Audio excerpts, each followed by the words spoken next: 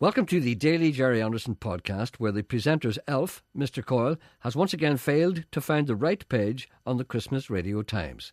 His career as a TV critic has stalled irrevocably. The TV excelled itself last night. Did it really? It was dreadful. Mm-hmm. How dreadful was it? Oh, it turned off. Someday you're going to see a programme that you enjoy. And then what are you going to do? Turned it off at 7 o'clock. Did you? Yes, that's it. And then I turned it on again at around... Can somebody tell me what Rufus Hound is all about? Do you know who Rufus Hound is? Pray tell. There's a programme on BBC Two called Outtakes, and they're little pieces of, the usual thing, things that went wrong on TV, that kind of thing. But this guy presents it and links it, and he's unbelievably horrible. His name is Rufus Hound. And I keep saying to myself, somebody actually saw him and said, he must be really good. He'd be great doing this programme. And somebody actually employed him. It's on about 6:30 or 7, something like that. It was on last night. Who watches BBC Two at 6:30? People like me. People like me, because I don't want any more news. I've had enough. Judge Judy's on. Judge Judy is irrelevant to me, and it should be irrelevant to you too, but no, your mind is not like others. Hello, Irish Santa Claus Jerry and Seria Charlie. That's you. Could you please say hello to all the folks back home in freezing Northern Ireland? You've got that right. This is from Vaughan and Carol Lamont. As I sit here lapping up the sun rays at my daughter's home in Jacksonville, Florida. Do you remember what P.J. Woodhouse said about people in America? What did he say? He said, on a Sunday, everybody from Jacksonville drives to Herbertville, and everybody from Herbertville drives to Jacksonville. That sums it up. On a Sunday, everybody from one city goes to another city, and everybody from that city goes to the other city, and then they come back again at night. Anyway, I'm sitting here taking my daily dose of medicine, which is the dribble from U2. Sounds as good on the iPlayer as it does coming out of the squeeze box at home. See, we sound good on the iPlayer. Have you ever heard us on the iPlayer? I've never heard us. You should listen to us. Yeah, then you'd never come in here again. Glad to hear the fat boy is stuck on Fantasy Island. This means more turkey for the rest of us. I'm worried about the fat boy. He was speaking like mimic fat. That's always a bad thing. I wish people would stop sending text messages and emails asking what did one snowman say to the other snowman. What's the answer to that? Oh, don't you? Have you not got that? No. This is going on. No, they don't send those to me. They obviously realise that you're the type of person who wants to hear that kind of thing. I don't want to hear what the snowman... I'm sorry, Brendan in our glass. You're the latest. Well, what's the answer? What did one snowman say to the other? What is it? Do you smell carrots? What's wrong with your voice? Exactly. That's exactly the reaction. Yeah. You mean that's it? That's it. Mm-hmm. Yeah. You know? There's a line from that track and from that song from Muriel Day. It said, snowman sentries guard the entries. Did you hear that line? No. That's a good one. There's no such thing as an entry anymore. Do people have entries? No, up our entry. That's right. But we didn't have entries here. I never had an entry. No, people in England had entries. People in England had entries? Yeah. Coronation Street have entries around the back. I think my aunt out in New careful buildings. what you say. I know my aunt in careful new what buildings. You say. I think they had entries in new buildings. Protestant, was she? Yes. The Protestants have entries? Maybe Catholics didn't have them. We were denied them. The listener has been in touch, God bless him, and he has delivered a very cruel barb aimed at the heart of the presenter. Do they not realise that the presenter is human? When he is pricked, does he not bleed? Gentleman writes to me and he said, just like to start by saying you're almost the best presenter on the Jerry Anderson Show. That's remember what they say, what John Lennon said about the Beatles, drummer. remember? Yeah. About the Beatles, somebody said, is Ringo the best drummer in the world? They said, no, he's not even the best drummer in the Beatles. I know that we've been hearing a lot of whinging, gurning, greeting and general gnashing of teeth about the weather, but I'd just like to say a word of encouragement to our postman, Jeremy. Jeremy the postman, a North Antrim man from a well-known, hardy North Antrim clan. He is unstoppable in these tough conditions and is still able to make his way around God's own country at minus 10 degrees and lower. And in his shorts, right? That's something for the winter whingers to think about. Now that you're taking requests for and playing the music that the people want to hear... I never said I was going to play the music that people wanted to hear. I said I would consider doing things that the people wanted. Well, you've a hole in the bucket so far. The road goes on forever. And a hippo, all I want for Christmas is a hippo. That's three. Yeah. And this one now from Sarah. Lonnie Donegan singing, Does Your Chewing Gum Lose Its Flavour? Oh, the bedpost overnight. And of course the 12 Days of Christmas. 12 Days of Christmas, yeah. The presenter has always attracted audiences of all ages. Sometimes it's the same person. Sometimes the audience doesn't realise what they may be getting involved in. There's something ugly sometimes. Hi, Jerry. Who's this, I wonder? My name is Megan. How do you spell that? Megan. Megan. Yes. Megan, hello. Hello, Jerry. I actually talked to you about 14 years ago. Yes, on the radio? Yes, I was 11 years old, and you told me to call you back when I was 25. Really? And here I am, yes. Here I am. Oh, hello there. Hello there. So you were 11. I was 11, yes. Okay. And well, thank you for thinking of me, and thank you for waiting all this time. And I don't know what to say because I can't remember what kind of a person I was then. I was younger, of course, but I looked exactly the same. I'm sure you did, yes. I must have sensed something nice in you if I wanted you to come back when you're 25. Yeah, you were really nice. I'm actually from America, so Yes. I'm over in Belfast for Christmas. Oh, you're here at the moment. So tell me, why are you here, did you say? I'm here to visit my family for Christmas. Are you? And are you found? No, are the aunts? See, I'm starting to stutter now. Are the aunts and uncles and things like that kind of thing? Yeah, my mom's from Belfast, and we're just visiting the family. And oh, I don't know what to say to you. What can I say? What do you say to a young American girl?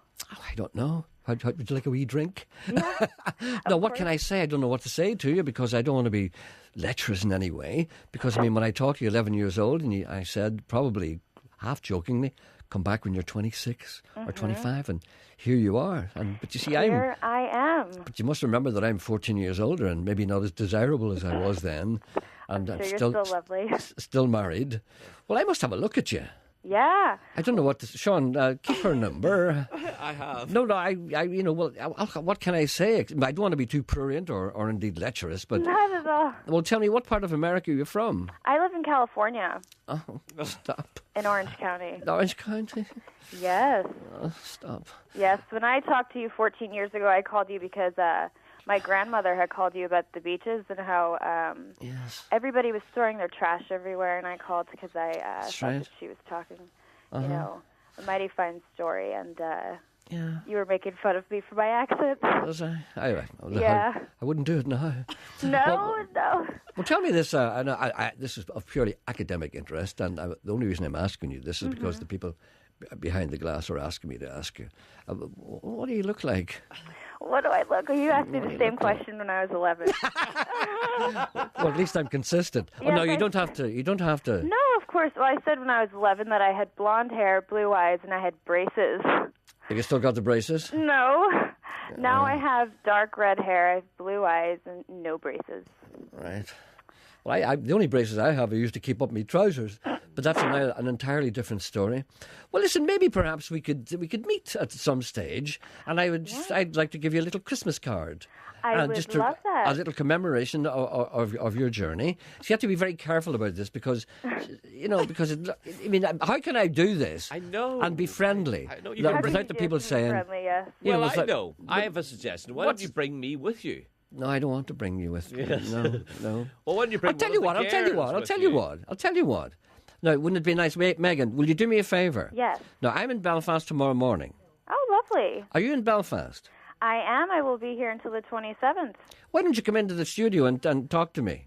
I would love that. Absolutely. Come on in tomorrow morning about 10:30 and we'll sit and have a little chat. I would love that. And you can see how lovely I am.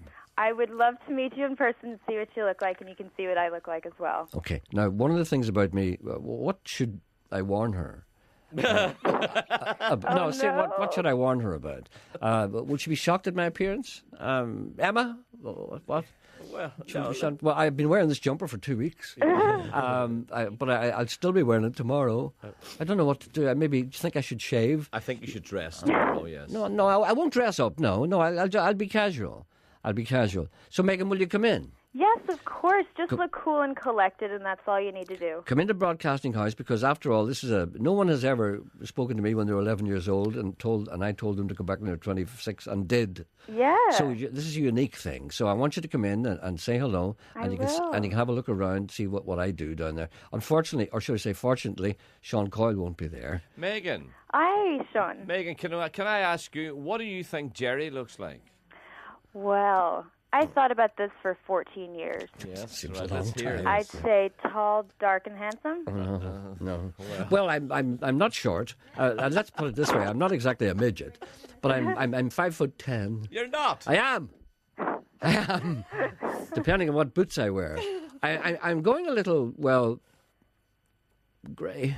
No. Is the word I'm looking for. No, we don't use the other word because she's only going to see me from the front.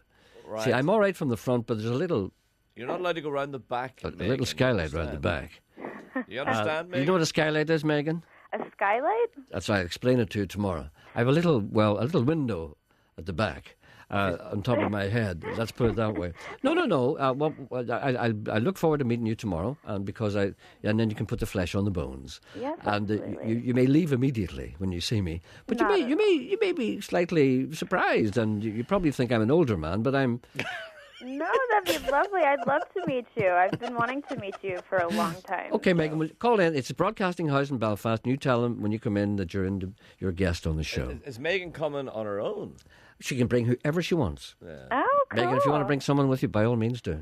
Sure, so it's just the broadcasting house in Belfast? That's it. Come in and say hello and bring your friends or your relatives, whoever you want to bring. Yeah. Can I bring you a demo of my CD? I'm a singer. Of course you can. Wonderful. And I'll play it for you. Wonderful. Okay, you come in tomorrow then. All right, Jerry, I'd look forward to meeting you. Okay, see you later. Okay, bye. Bye.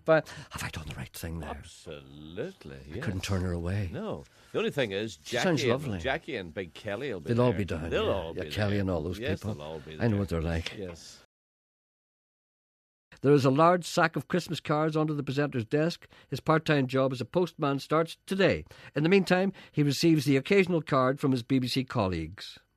Now here's a card. This is a little message from Donna Traynor and all the people in the newsroom. And Donna says, Jerry, even though you don't watch the news anymore, I still want to wish you and Sean a happy Christmas. Now I sense a little disappointment there. And I have to say to Donna that I always watch the news, and so do you, Sean. Don't you? Yes, of course. And Donna, we love you, and never ever think that we don't watch the news. And I want to ask Donna this. Yes. Why do they alternate seats? Do you never notice that? Well, maybe Noel pees himself every now and again. That's only the question. Because, it's a very nerve-wracking thing, that. Yeah. Mr. Coyle is starting to show signs of frustration when the programme's running order is not strictly adhered to. Despite many rehearsals and run-throughs, sometimes there is slippage. It can't be helped. In the interest of goodwill, they offered the man an apology and 20 quid in gift vouchers. The man said he is not happy. When asked what would make him happy, he said that he wanted twice the amount of vouchers and a set of garden furniture. Also, I can report, more than 10 years on, that he got the vouchers, but on what he sits to have his summer lunch in the garden, I neither know nor care. Don't! The gear! Wrong one, that's the wrong one. No, but don't. What? Kathleen. I know, I'm looking for... Hold on a second, will you? I'm looking 12 for minutes. I'm looking for a hippopotamus. Do you know what? Hippopotamus Do you here. know years ago, especially in the old silent movies, and you would see men... Do you know what's wrong here? No, but listen. Do you know what's wrong here? Ken has moved the screen again. I see every time I go off the microphone, I have to go over like this here. Why doesn't he understand that you have to have the screen in front of you, and then you don't have to be going over like that? You don't have to be going like that. Do you remember years ago, yes, men in silent movies, and men would jump up and down in the air, and they would pull off their hat and jump in their hat with sheer frustration? That's right, yeah. I want to do that. Well, get yourself a hat. But I want to roar out of me. Go ahead. I want to go onto the table and let her roar out of me. Go on.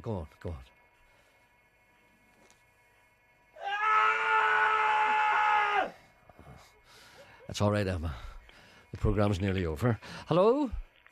Hello? Yes, I'm sorry for keeping you waiting. There's a man screaming under the table here. I want to scream. Go ahead. That's better. Get it off your chest. Thank you for listening. The next podcast will be on Monday, January the 3rd, next year.